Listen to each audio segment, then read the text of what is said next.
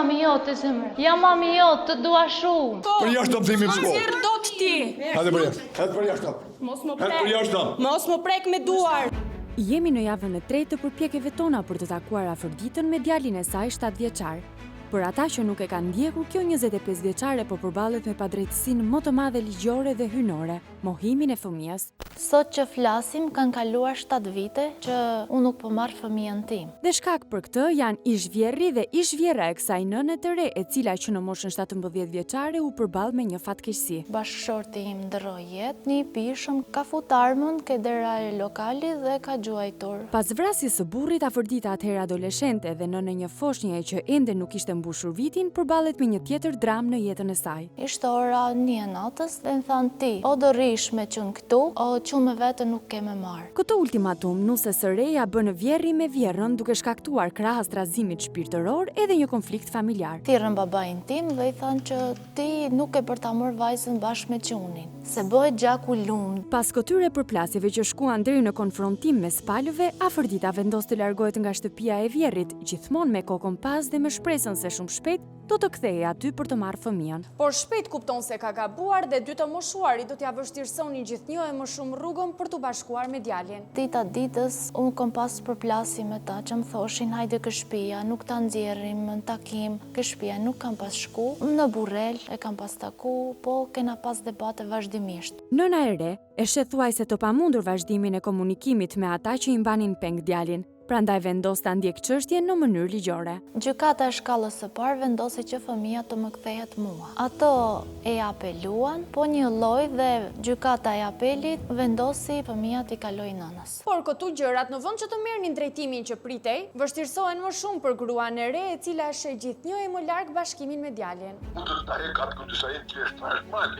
Mos u mërzit për çat punë në shkollë, nuk ka drejt me shkollë. O të shkoj prapë në shkollë. E makinës, mos na lejoni të dalim në katastrofë. Pavarësisht kërcënimeve, Afrodita nuk bën asnjë hap pas. Madje përpiqet që t'i jap fund kësaj padrejtësie duke kërkuar ndihmën e përmbarimit dhe të policisë. Jo një herë, as 2, as 3, por plot 26 herë, pa rezultat.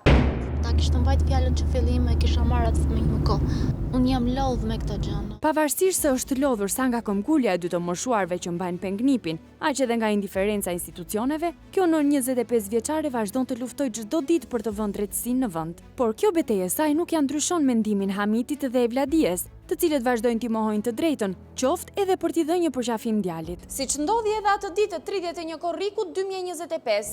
Ose kanë shokëve ti se mami ime ka emrin Afrodita. Unë e kam njohë mamin ti. Nuk është ta mami im, siç më ka thënë nëna gjyshi. Po kupton të e rritur, sa i bukur je bërë. Evladia e mbante të shtrënguar qunin në prehër. Jam afër. Po ti si ke folë një herë për nënën, i ke thënë për ishinatin që është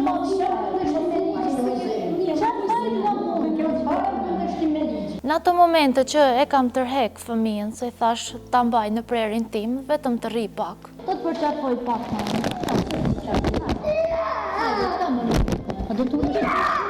Ajo nuk dëgjoi, jo, tha po i merret fryma qunit, jo nuk është mire. Ish vjerra, Evladia Hoxha, në atë moment fut dhe ish vjerri dhe tha nuk guxon që ta marri fëmijën. Dhe në pak kohë salla kthehet në një arenë dhune. Në atë moment ku e kam vendosur fëmijën në prerin tim, ish vjerra e ka tërhek qunin. Evladia tërhiqte qunin, unë e thash vetë rri pak te une. Më ka kapur për flokësh, për fyti. Have pak derën, kështë kam dhënë derën, të lutem. Brenda, po konfliktohen persona të rritur në prezencë një fëmije të mitur. Evladia duart në fytyn dhe më thotë do të mbys. Si ju vjen turp dhe sa institucione të dështuara jeni, të gjithë një për një, që si punojnëse e policisë. Çfarë masash merrni? Ndërkohë që shikoni një fëmijë që dhe një nënë që thirret. Punojësja e policisë bashkë me punojësit e bashkisë, më mbashin për krash. Prezent ishte përmbaruesi dhe psikologja. Përveç toneve të larta të zërit, kanë filluar dhe me konfrontime fizike midis ish vjerrës edhe nënës së fëmijës, dhunë kjo që është konstatuar më së tepërmi nga ish vjerra përkundrejt ish nuses. Nga Evladia është godit nëna e fëmijës. Dhuna asaj dite ndaj afërditës është dokumentuar edhe nga këto foto ku shihen qartë shenjat në trupin e saj, vizita e saj në urgjencën e spitalit të Burrelit, por edhe nga ky dokument i policisë, ku dhuna ndaj nënës klasifikohet si plagosje e lehtë me dashje nga shtetësja Evladia Hoxha, ish vjerra e saj.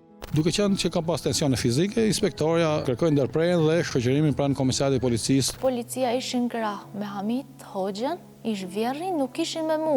Punojësia e policisë në ato momente ajo do të reagonte, do t'i shoqëronte në komisariat sa to po përdorshin dhunë ndaj meje të përqafoja fëmijën tim. Por kishte edhe nga ata që nuk e kishin parë këtë dhunë. Fëmin do ta mori mami me të mira, jo në atë mënyrë. Si nëna me të mira? Në është 22 herë që nëna vjen sot. E gjitha kjo përplasje që ka çuar deri në dhunë ndaj nënës, e ka një shkaktar i cili ndodhet gjithmonë prezent sa herë ajo i afrohet djalit. Ti dil jashtë je pa lishme në këtë proces. Unë jam shumë e lishme, mundësisht për aq kohë sa institucionet nuk funksionojnë. Shkoj lexo ligjin. Ti e di ku duhet ishte mia. Pra pa hekurave. Funksiononin të gjitha.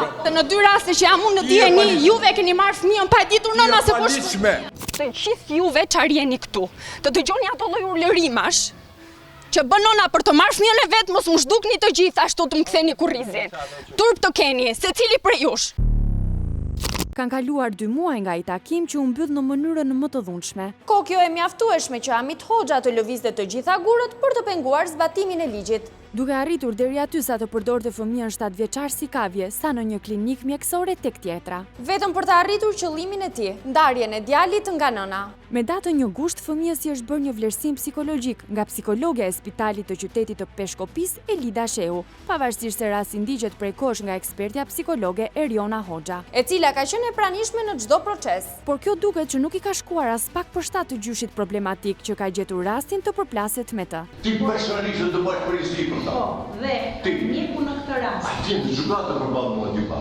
Mirë pra mjeku në Edhe do ta shohësh liçetën tonë ti që për këtë veprim që ka bën të palikshëm. Ti e ke dhënë mua.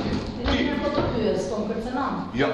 Por le të rikthehemi tek psikologja e spitalit të Peshkopis, e cila më shumë se sa punën me fëmijën duket se ka bërë një raport të ndikuar nga gjyshërit e tij. Mjafton të citojmë disa rreshta nga ky vlerësim për të kuptuar tendencën e qartë të kësaj eksperteje. E njëkohësisht edhe pa aftësinë e saj. E di që nga autoritetet gjyqësore mendohet se fëmia manipulohet, pasi kemi një djalë që është rritur nën kujdesin e gjyshes, gjyshit, xhaxhait dhe kushërinjve dhe vërehet që ndjehet i sigurt. Fëmia është zvarritur nga zbatuesit e ligjit dhe nga përmbarues që bëjnë të fortin se duan të ekzekutojnë vendimin me çdo kusht. Përmbarues që bën të fortin, thot psikologja, e cila nuk i çaron rrethanat se si është vënë në dieni për këtë qendrim të përmbaruesit që akuzon. Mundet një psikolog të përcaktojë që organet ligjzbatuese, patjetër askush nuk është imund ndaj gabimeve, por nuk mundet që në një raport të lëjë gjurmë, edhe në atë historinë që do shpletoja i fëmia më vonë, që përfaqësuesit e ligjit pas kanë bërë të fortin. Po mirë, të fortin kush e përcakton dhe pse nuk e kishte shoqëruar me një definicion psikologja.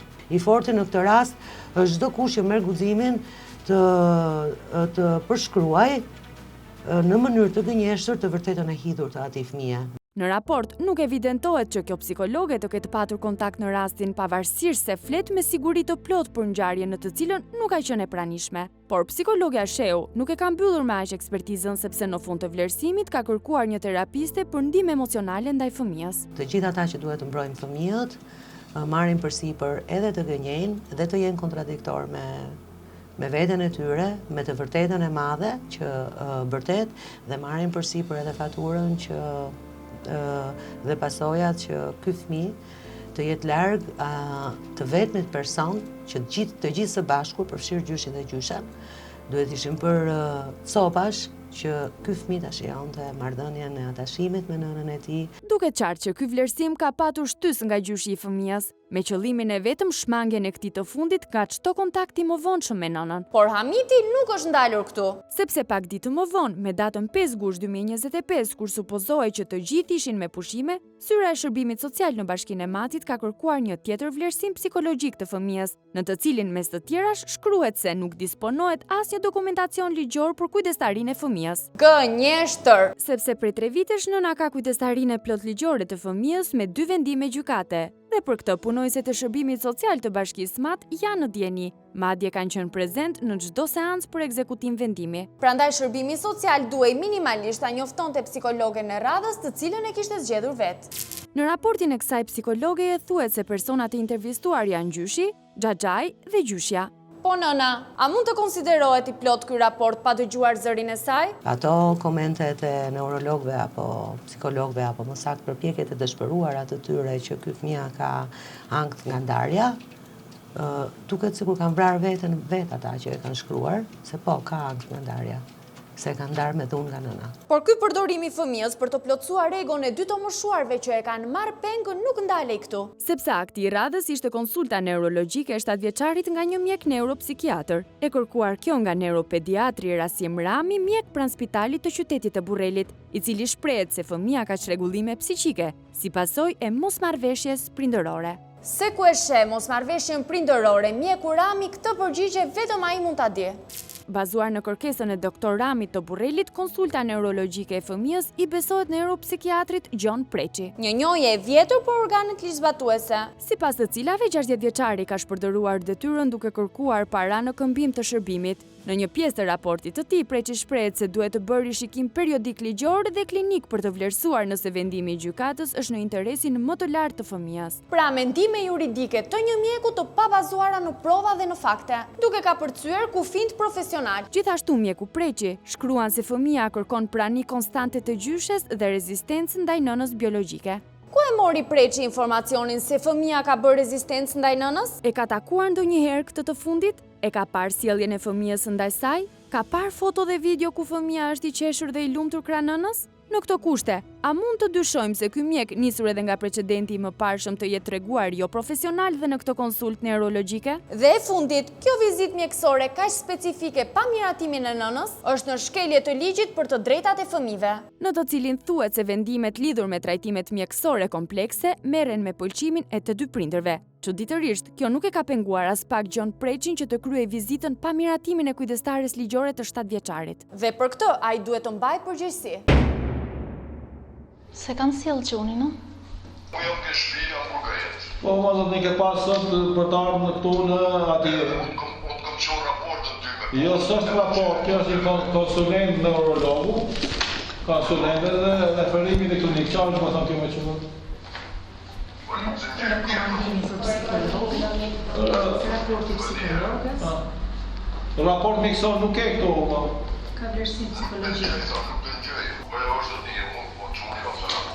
Jo më doktor ke një konsulent neurologu, një sekund, raportën në sistem, po nuk e rapeo, nuk e s'kam se ta shikoj sistemi, se o sistemi nuk e kam unë e ke ti, vëlla. Se jam I paliqe, mos e erdha në Burrel, zbatej një vendim gjyqësor që jam I paliqe unë? Ti paliqe. A e kuptoni se me çfarë njeriu kemi të bëjmë? I thot je I paligjshëm për mbaruesit të caktuar për të zbatuar ligjin. Ky, Hamiti, simboli I paligjshmërisë. Kam një Alba Medica që është konsulent neurolog. Sa I thotë raporti? Bëhet fjalë për këtë konsult të paligjshme neurologjike të klinikës private të Gjon Preçit, të cilën Hamiti e qua në raport. Po zëndini, a në raportën letësoje, në raportën teksore, edhe për këto në qëse ti ke vretje, shkoa që në gjukatë dhe për plaf në gjukatë, dhe ju ti qëse ke vretje, në shkëp në gjukatë dhe ajë që ka shumë hullë për të punë, je bloguria që... Do ta di. Një person që thye në mënyrë konstante 2 vendime gjykate dhe 26 urdhra ekzekutimi, thotë drejtoju një gjykatës. 5-8 është 5 gusht, do të thotë që ky fëmijë s'ka shkuar fare në shkollë, atëherë kur atje ishte regjistruar që ka përjashtu, po këtu që se ka frekuentuar po një kohë, se pastaj qenë smur. Në një moment kur të gjithë po mundohen të kuptojnë situatën e fëmijës nëse shkon apo jo në shkollë, punonjësja e shërbimit social ka një merak tjetër. Nëse dalin video ose regjistrime në media, do të ketë pasojë ligjore. Ta bëjmë punën e vet siç duhet. Nuk kanë as mutrejnë, bas hiq. Dërsa të gjithë për të disatën herë po mundohen të kuptojnë se si duhet vepruar me këtë individ, ai shfaqet aty i vetëm. Edhe pse duhet të sillte djalin. Nëse ti të duket që kjo raport nuk është ligjore, ka organe tjera që e verifikojnë dhe edhe poshtë. Nuk kemi lexuar në asnjë moment të gjithë sa jemi këtu që të thoshte diku fëmia do hoxha ka nevojë për 5 ditë apo 10 ditë pushim. Kush jetimër që nuk zbaton vendimet e gjykatës që ndalon një nanë çoft fëmijën e vet më. Po më zonë hapësirë palish. Ai plotësohet bështiku prindit, bështiku i babës, bështiku i nënës një fëmie. Bindet e vetë të shkë vetë. Po kur? Që do të thotë nuk merr përsipër të klasësh fare më. Ky zotnia në të marrë përgjegjësi ligjore, nuk kemi nevojë më ta gjubisim se kemi gjubis sa herë, nuk ka pas as ashtu se dek rrugë ligjore në gjykatë që na thel. Po pra, ti mia di se nuk e di atë vend, nuk se nuk e vend mi, po mia onrike. Ke marrë dhëna për Mia Ky i moshuar vazhdon të bëj show në zyrat të shtetit, tallet me gjobat që i vinë në seri, ironizon psikologe në shoqëruar me nënqeshjen e 2 punojësve sociale dhe në fund ndeziqet cigaren. Duke shkelur edhe një herë ligjin. Unë të letra, edhe po se shoha unë dhe letra. Unë të letra dhe që unë ati, të ditë të vozot e apëgjëva, edhe sot që kemi zbati vendimi, prapë po më kejë. Jo, si janë shumë prokurorit në ato raporta. Si ke shumë? Në avokatit, janë shumë në avokatit. Tani vetëm që jafë prokurori, dhe që se kam falë unë. E ke shkruve ti, mi pjatë që të parajtit të shmurët, që se nuk parajtit të shmurët, dhe ndike banesa. Nuk vjen, nuk një fëmija, vish ati. Jo më zonë të pavarësisht se di... Ne, hajte ikim tani ati. Jo, një sekund. Jo, të ikim tani. Pavarësisht se di palish. Dhe më të ikim tani. Kur ta hedi... Tani të vim apo jo? Gjukata. Tani të vim apo jo? Shkoma, si e shkodi. Unë nuk jam dakord me këtë që po shpreh zoti Amit Hoxha. Unë jam nëna biologjika Fërdita Puti, kërkoj të zbatohet vendimi i gjykatës. Policia të marrë masa, jo si herë tjera. Sulmur 26 herë se po vinë në burrë. Data e radhës për ekzekutim vendimi mbyllet edhe një herë pa rezultat. Ndaj, nuk na mbetet vetëm të kthehemi në ditën e caktuar për takim të nënës me fëmijën. Hamiti vjen në takim i vetëm, diçka që po ja humbet durimin të gjithëve. Se ke sjell çunin sot, për unë kisha dhënë. Mia nuk pranon të dalë nga Romina, çfarë keni bëj ju për të sjell fëmijën? Pse nuk e ka sjell? Pyet shko e pyet fëmin ke shtëpia. Ajo punë bën që ati të mos i shfaqet, të mos të hiqet nga menja e mormja që u bën 3 vjet që i thohet me çdo kusht e morna me polici. Këtu gjyshi i fëmijës pa dashje na tregon një të vërtetë. Bën 3 vjet që i thohet me çdo kusht e morna me polici. Kjo e marrmja me polici është një frazë që nuk e ka artikuluar askush në sy të fëmijës, por ka qenë vetë Hamiti dhe Evladia, të cilët ja kanë përsëritur aq shumë djalit të vogël sa që e kanë terrorizuar. Dhe kjo me qëllimin e vetëm, ta largoj sa më shumë nga nëna. Si kujtoni ju, si kujtoi non, se thes patatesh ose i fëmijë, me fut bagazh, nuk ka thes patatesh, por që dikush të bëjmë një kofshë shpatull për të marrë pinë me pafut thes, ai person ka shkel 2 sytë. Pas këtij kërcënimi të drejt për drejt, i moshuari largohet. Për të rikthyer 2 ditë më vonë, kësaj radhe për çudi bashkë me gruan e tij Evladian. Ku e keni lënë? A kena pas një takim sot?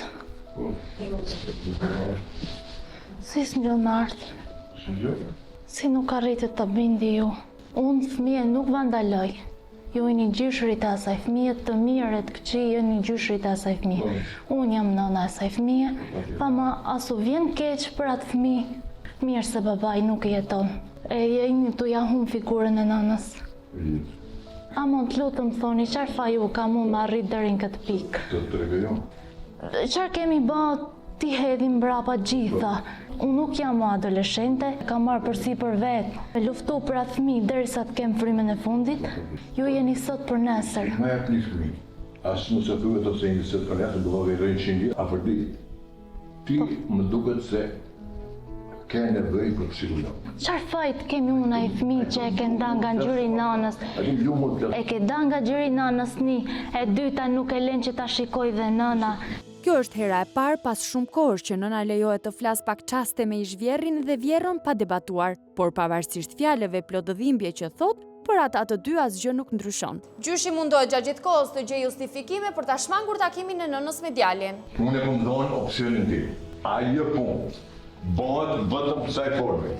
Ti të heqësh veprimet përparimore nuk ke vazhdansi. Po në mënyrë asni, ja po i fshin gjitha. Sa do i rish kësaj fjale ti? Ke lodrat ja ta sjellin 5 minuta e kanë shpinë. Vetëm me mu. Tu te ke lodrat, mos i trego asnjë gjë se ka ardhur mami jot. Ta ambientohet, tregoni ti. Si jeme fëmija në kokë dhe je prind fëmije dhe e di çfarë do të thotë.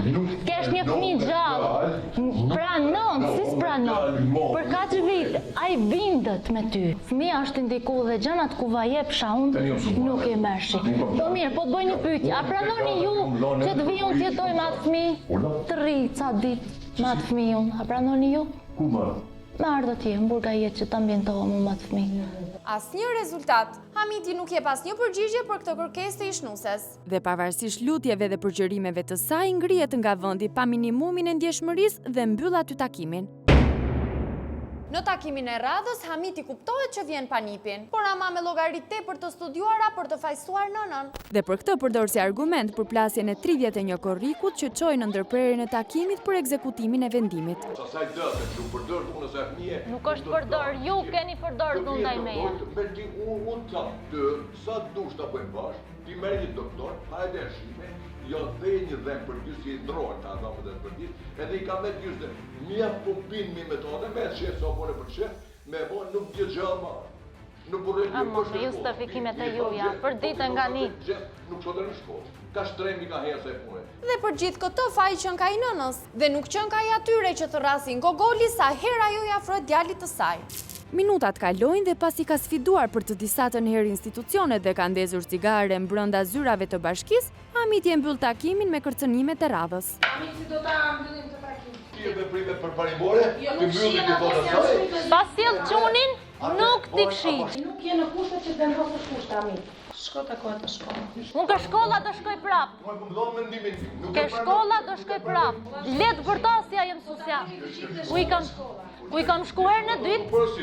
Por kërcënoje për qatë të dushti. Me ato kërcënoje dhe ta qoj zërin. Të mojsh mu në telefon. Nuk kam se me të morë, kam të drejtën time me shku sa herë të duka i.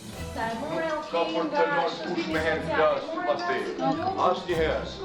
Si? Se unë jam qaj që unë shkoj për ditë ke shkolla me ta. Merën telefon, Lela mro dhe polici. E ne hajde ti, mush me një zvarë. Një javë pas atij takimit të tensionuar me të drejtën e saj si nën, Afërdita shkon të takoj djalin në shkollë. Pavarësisht kërcënimeve të vjerrit. Në orarin e caktuar, gjyshi sjell në shkollë Nipin bashkë me 4 fëmijë të tjerë, të cilëve ju prind zonja Evladie, që serbes hyn brenda në shkollë bashkë me ta. Ky veprim i saj e ka një qëllim, sepse të dy të moshuarit janë të vetëdijshëm që një prej këtyre ditëve pritet vizita e nënës. Gjyshja është në klasë në orën e mësimit bashkë me fëmijët e tjerë. Kam ardhë të takoj qunin. Qa të them unë moj? Se ne kina full një barë, qa të them unë? Ti besoj se mje, që kam ardhë erë tjera, kam ardhë Tani këtë loj gjojë ti du të zhidësh me këto. Gjyshja çka kërkon tu në klasë, ka vazhdu klasën e parë. Çka kërkon tu si rritë qunin ti rritë klasë tu. Unë ka dhe Mirë, pse po i rrinë roje? A janë 2 vendime gjykate këtu? Po, je bile ke raporte. Pas këtij debati me ish-vjerrën, Afërdita tenton t'i afrohet djalit, i cili sipas fjalëve që i thuhen çdo ditë në shtëpi, e sheh nënën e tij si një grua të ligë që do ta rrëmbej. Prandaj i largohet sapo e sheh. Unë jam mami jote zemër. Jam mami jote, të dua shumë. Po nëna bëhet pengesë. Qunë ti të përqafoj, ty të shikoj, ti e qunë shumë i mirë, ty të ka mami bukurosh, të dua shumë, ma je pak faqë, kanë zemër. Në momentin kur nëna po debaton me mësuesi dhe me Evladien, Hamiti i lajmëruar nga gruaja është rikthyer me urgjencë në ambientet e shkollës, ndaj në këto kushte të frikësuar për sigurinë e Afërditës, jemi të detyruar të ndërhyjmë. Pa menduar se kësaj radhe i moshuarit do të ka përcente çdo limit. Edhe juve ti për çfarë erdhe? Këtu ke filluar shkollën? Ti për çfarë? Juve keni filluar shkollën? Hajde për jashtë. Unë për jashtë. Hajde për jashtë. Kur të dalë shtëpi, zonja jote. Ese ti për jashtë. Ku e keni atë? Ku e keni atë qendrën sociale? Ku e keni atë? Ku e ke atë? Ku e ke atë qendrën sociale? Ku e ke psikolog? Edhe një herë, zotja mjet. Për jashtë. Në shkollë. Për jashtë të thimi në shkollë. Dot ti. Hajde për jashtë. Hajde për jashtë. Mos më Hajde për jashtë. prek. Mos më prek me duar. Jo, mos më prek me duar. Jashtë duhet të dini juve dhe zonja juaj. Juve. Ku e keni tjenë sociale? Juve kushini çka kërkoni në orë të Ku e keni mësimit. përgjes tjenë Çka kërkoni në orë të mësimit keni filluar shkollën. Ke filluar shkollën. Po, kom filluar shkollën. Zonja jote ka filluar Po, ka shkollën. filluar shkollën. Juve si lejoni gjyshërit? Zysh? Ku e keni edhe përgjes sociale? Fëmija në mësoni juve. Fëmija nuk vjen në shkollë. Juve. A e kupton që po pengon? A e kupton që po pengon fëmijën për heqë ka shkolla? Ku shkolla? Nuk ka qenë Ka shkolla. O zoti Amit, a e kupton se qarë po... Bërsaj hodo të të Ma thuj edhe njerë? Hejërë Ma thuj edhe njerë, po merë fëmijën nga shkolla, po i pengon orën e mësimit, o Amit. Nuk vje fëmija në shkollë, po normal më i zonë se si ti rrini juve në brënda në klasë, pa tjetë që nuk vjen fëmija. Me roje. Po më i zonë po është institucion. S'ke e pyte mësusën ka dhëmallën shumë. Pse pengoni? Pse pengoni fëmijën të takoj nëna? Është i lirë, ja. Ja ku e keni? Po ja ku e ke? Qa po? Po s'to vjen turp, jeni dhe burri moshuar. Hajde me forë. Ky është kërcënim, do mbani përgjegjësi për çdo fjalë që thoni. Për çdo kërcënim që bëni. Turp të kemi, unë. Ma thuj dhe njerë? Turp të kesh. Po turp të kesh. Turp të kesh. Turp të kesh. Turp të kesh. Kjo është forma që më thoni ati fëmije. Të dy bashkë. Si s'ju vjen pak keq. Si s'ju vjen pak keq. Si s'ju vjen pak keq. Qarë po bën? Qarë po bën? Vërë që këtë ligji. Sot ligji vetëm me dëshina pisë. E po e vinë. Qa leta shke? Qa leta shke? Ja, ku i kam letra. Qa leta? Shqipti, di me lexu. Qa leta shke? Di me lexu, zoti Amit. Qa di me lezo? Qa di me lezo? Absolutisht. Më shkoj me ato tjenë sociale, ato që vetëm kur thot mija vetë se dushke gënonë, nuk e merë gjallë me fajë. Nuk ka si të thot fëmija në momentin që juve bëni të tilla gjeste, zoti Amit. Ato të sa tonë të mojsh. Sa turp për ty. Ato të mojsh. Sa turp për ty dhe sa prindi dështuar je. Rije qetë. Do t'a gjeng të duf deri në fund. Okej? Më vjen keq që të reke fëmijën ashtu.